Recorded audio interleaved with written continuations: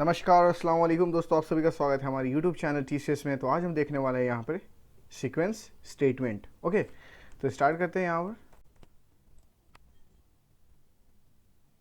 Workshop command.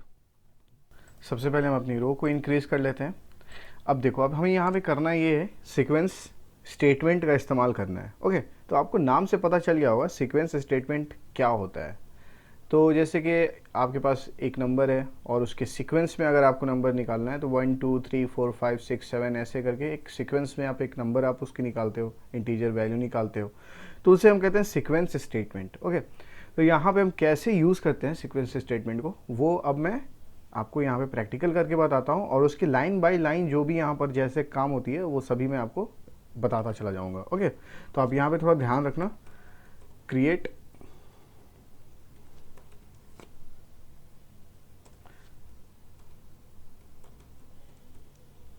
Sequence product sequence.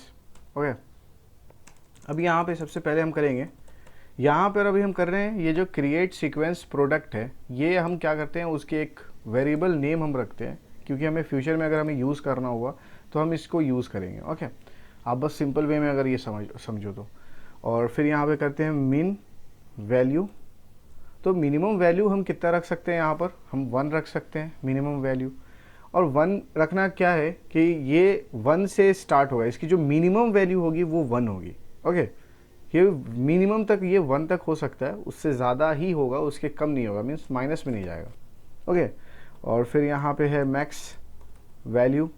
अब max value अगर आप यहाँ पे चूज़ कर रहे हो तो मैक्स वैल्यू ये आपके ऊपर डिपेंड करता है कि आप कितना चूज़ करना चाहते हो। और अगर मैं सपोज़ इसे अगर मैं रिमूव कर दूँ, पूरा इसे मैं अगर डिलीट कर दूँ, तो यहाँ अगर मैं कुछ नहीं रखता हूँ तो ये बाय डिफ़ॉल्ट ये कुछ ऐसा वैल्यू हमें शो करेगा, कुछ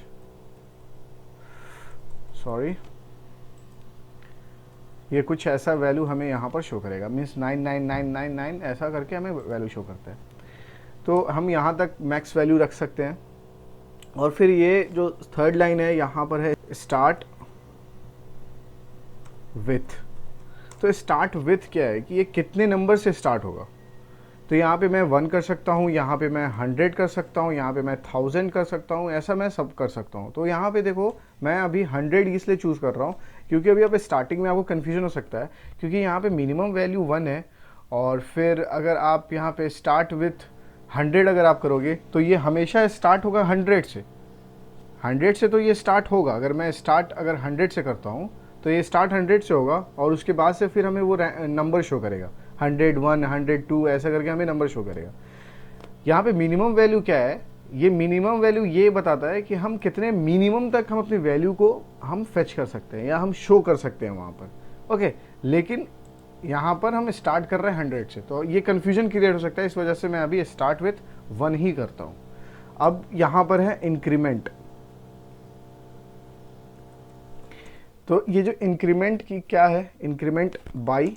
अब ये कितने से इंक्रीमेंट मैं करना चाहता हूँ, तो यहाँ पे मैं अगर 1 करता हूँ तो 1 से अगर मैं इंक्रीमेंट हर बार करूँगा तो ऐसा हमें वैल्यू मिलेगा 1 2 3 4 5 6 ऐसा हमें वैल्यू मिलेगा। फिर यहाँ पर आप देखो तो यहाँ कैश मेमोरी है, तो ये कैश मैं कितना इसे रखना चाहता हूँ, यहाँ मैं 20 कर देता हूँ और इसे मैं यहाँ पे क्लोज कर देता हूँ।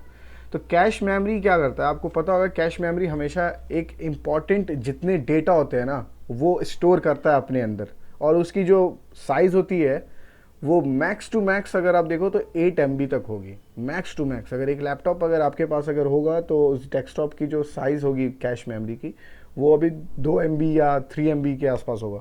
तो वो क्या करता है, वो जितने इंपॉर्टेंट डेटा होता है ना वो उसको रखता है और फिर वो CPU को देता है। तो CPU का जो स्पीड होता है, क्लॉक स्पीड, वो कैश मेमोरी के स्पीड से थोड़ा मैच करता है, उसे ऐसा बनाया गया है तो उसके जितने यूटिलाइज़ कर सकता है CPU को, वो अच्छे से यूटिलाइज़ करता है कैश मेमोरी। तो इस वजह से कैश मेमोरी के अंदर बहुत इंपॉर्टेंट डेटा होती है। तो वो क्या करता है, 20 तक डेटा यहाँ पर रखा है। ओके, 20 तक हम डेटा को फेच कर सकते हैं। 20 अगर मुझे फ्यूचर में अगर यूज़ करना हुआ, मीन्स अगर एक जगह 1 आया मेरा आउटपुट, तो मैं 1 से लेकर 20 तक 21 तक डेटा को मैं फेच कर सकता हूँ। फिर 21 आ गया, फिर 21 के बाद से 20 तक डेटा को मैं फेच कर सकता हूँ। तो ऐसा ये स्टोर करेगा 20 डेटा को। ओके, वो स्टोर करता चला जाएगा और उसके बाद से हमें रैंडमली हमें वैल्यू वहाँ पे शो करेगा। तो अगर मैं इसे रन करता हूँ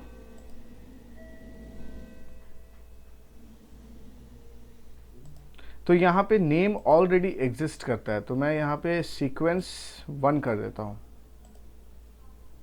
अब देखो यहाँ पे सीक्वेंस क्रिएटेड, ओके, अब ये क्रिएट हो चुका है। तो अब मैं क्या करूँगा, इसे मैं सेलेक्ट करके इसको शो करूँगा।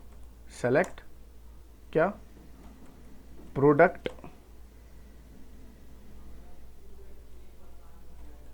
Sequence 1 dot next val from dual. तो यहाँ पे मैं ड्यूअल टेबल का इस्तेमाल करूँगा। अभी जिन्होंने ये पहली बार देखा है ये लेक्चर, तो ये उनके लिए है। आप पहले ड्यूअल जाकर पढ़ो, ड्यूअल के बारे में देखो, मैं पढ़ा चुका हूँ, एक वीडियो मेरी उसके ऊपर भी है। तो आप पहले ड्यूअल टेबल के बारे में देख लो, फिर आप यहाँ पर आना तो आपको समझ में आएगा ओके कि ड्यूअल में क्या यूज़ कर रहा हूँ और क्या इसका पर्पस है यूज़ करने का।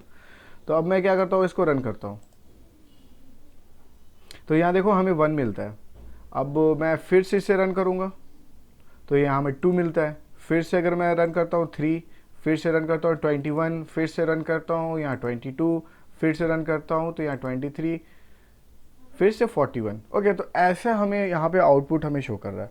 तो ये क्यों हमें ऐसा शो करता है, क्योंकि कैश मेमोरी के अंदर जब भी कोई डेटा रहता है ना, तो वो अगर उसे वो हम फेच कर रहे हैं, वहाँ से हम एक डेटाबेस के कैश मेमोरी से अगर हम डेटा को फेच कर रहे हैं, तो वहाँ पे वो क्या करेगा, हमें रैंडम डेटा हमें शो करेगा। ओके, तो जो रैंडम डेटा हमें शो कर रहा है ना, तो इस वजह से हमें यहाँ पे हर बार यहाँ पे 41 कहीं, 43 कहीं, 47 ऐसे हमको रैंडमली डेटा हमें दिखता है। ओके, तो आई होप आपको ये सभी चीज़ समझ में आ चुका होगा, सीक्वेंस स्टेटमेंट के बारे में अच्छे से समझ में आ गया होगा।